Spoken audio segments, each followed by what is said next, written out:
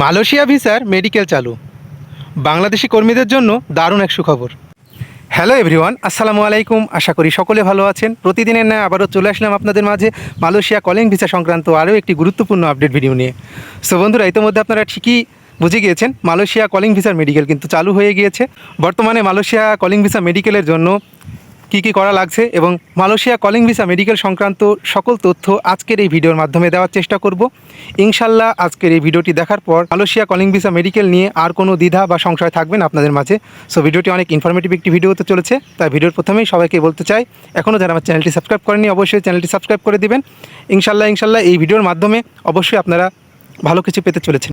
So প্রথমত যেই প্রশ্নটা আসে সেটা হচ্ছে যে মালয়েশিয়া কলিং ভিসার জন্য মেডিকেল আগে করতে হয় নাকি পরে করতে হয়? এটা আমার আপনার সকলের একটি প্রশ্ন।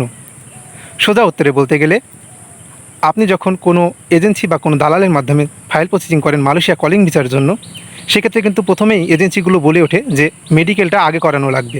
সো আপনি কি জানেন, মালয়েশিয়া কলিং ভিসা অ্যাপ্রুভ হওয়ার পরে, অর্থাৎ আপনার যখন ভিসাটা অ্যাপ্রুভ হবে দেন তারপরে কিন্তু এই মেডিকেল রিপোর্টটা সাবমিশন হয়। সো দ্বিতীয়ত যেই প্রশ্নটা আসে যে মালয়েশিয়া কলিং ভিসার জন্য মেডিকেলটা আসলে কোথায় করাবেন? অনেকের একটা প্রশ্ন যে ঢাকায় করাবেন। সো অনেকে জানেন না যে ঢাকা বাদেও কিন্তু বাংলাদেশের বেশ কয়েকটা সিটি রয়েছে, চট্টগ্রাম, খুলনা, সিলেট, এ সকল সিটিগুলোতে কিন্তু আপনি চাইলে এই মালয়েশিয়ার যে গামকা মেডিকেলটা আপনারা কিন্তু করাইতে পারবেন। সো তৃতীয়ত যে এই বিষয়টা আসে সেটা হচ্ছে যে কলিং ভিসার মেডিকেলে কি টেস্ট করে, এটা নিয়ে কিন্তু অনেকে পেরেশানির মধ্যে থাকেন। অনেকে ফিট হয়েও কিন্তু আসলে এই বিষয়টা নিয়ে কিন্তু একটু জড়তার মধ্যে কাটায়। সো প্রথমে যে জিনিসটা চেক করে সেটা হচ্ছে যে আপনার পুরো শরীর কিন্তু এক্সরে করবে, অর্থাৎ আপনার পুরো শরীরে যদি কোনো ভাইরাসজনিত কোনো রোগ থাকে বা আপনার শরীরে যদি কোনো অসুখ বিসুখ বা রোগবালাই থাকে, এটা কিন্তু আপনার এক্সরের মাধ্যমে দেখবে, অর্থাৎ কোনো ভাঙ্গা বা কোনো কিছু আছে কিনা। তারপর কি চেক করবে? তারপর হচ্ছে আপনার রক্ত চেক করবে, অর্থাৎ আপনার রক্তে কোনো HIV ভাইরাস আছে কিনা, অর্থাৎ আপনার রক্তের হিমোগ্লোবিন থেকে শুরু করে টোটালি সব কিছু কিন্তু তারা চেক করবে। তারপর হচ্ছে আপনার মূত্র পরীক্ষা করবে, অর্থাৎ আপনার প্রস্রাবে যদি কোনো ইনফেকশনজনিত কোনো সমস্যা থাকে, অর্থাৎ আপনার ডায়াবেটিকজনিত যদি কোনো সমস্যা থাকে সেটাও কিন্তু চেক করবে তারা। তারপর কি চেক করবে? তারপর হচ্ছে আপনার ফিটনেস চেক, অর্থাৎ আপনার অল বডি, নাক, কান, গলা, চোখ টোটালি কিন্তু তারা শরীরের উপরাংশে কিন্তু তারা চেক করে নেবে, অর্থাৎ বড় সড়ো যদি কোনো ক্ষত থাকে সেক্ষেত্রে কিন্তু আপনাকে আনফিট হিসাবে তারা বিবেচিত করতে পারে। তারপর মোস্ট একটা ইম্পর্টেন্ট সেটা হচ্ছে টিবি টেস্ট। এই টিবি টেস্টে কিন্তু অনেকে বাদ পড়ে যায়। টিবি টেস্টটা কি অনেকে কিন্তু জানতে চায়। টিবি টেস্টটা হচ্ছে যক্ষ্মাজনিত সমস্যা, অর্থাৎ আপনার মুখের যে লালা, অর্থাৎ আপনার শরীরে যক্ষ্মাজনিত কোনো সমস্যা আছে কি না এটা কিন্তু তারা চেক করবে, অর্থাৎ আপনি ড্রাগ অ্যাডিক্টেড কি না এটাও কিন্তু তারা কিন্তু চেক করবে।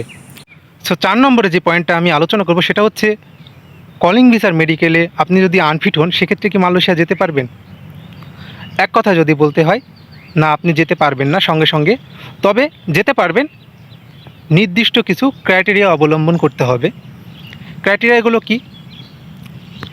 আপনি যখন কলিং ভিসার জন্য মেডিকেল করবেন, অর্থাৎ মেডিকেলে যখন আপনি আনফিট হবেন সেক্ষেত্রে কিন্তু আপনাকে আবার রিমেডিকেল অর্থাৎ আপিল করতে হবে। আপনি যদি আপিল করার পর যদি আপনি সাকসেস হন, অর্থাৎ যদি আপনি ফিট হন, সেক্ষেত্রে কিন্তু আপনারা যেতে পারবেন। তবে তৎক্ষণাৎভাবে আপনি কিন্তু যেতে পারবেন না। এক্ষেত্রে কিন্তু কিছু ওয়েটিং পিরিয়ড রয়েছে, সেটা কিনা 6 মাসও হতে পারে, সেটা কিনা 4 মাসও হতে পারে বা 1 বছর পর্যন্তও হতে পারে। এটা নির্দিষ্ট কিন্তু কোনো সময়সীমা নেই। সো নাম্বার 5 নম্বরে যেই প্রশ্নটা বারবার সকলে করেন যে মেডিকেল করার জন্য বর্তমানে কত টাকা লাগে এবং কত টাকা খরচ হয়? এক কথায় সোজা সাপটা বলতে গেলে 8 থেকে 10,000 অর্থাৎ 8 থেকে 9,000 টাকা খরচ হয়। অফিডের যে ওয়েবসাইট রয়েছে আপনারা এই ওয়েবসাইটে গিয়ে দেখতে পারেন যে কত টাকা বর্তমানে লাগে।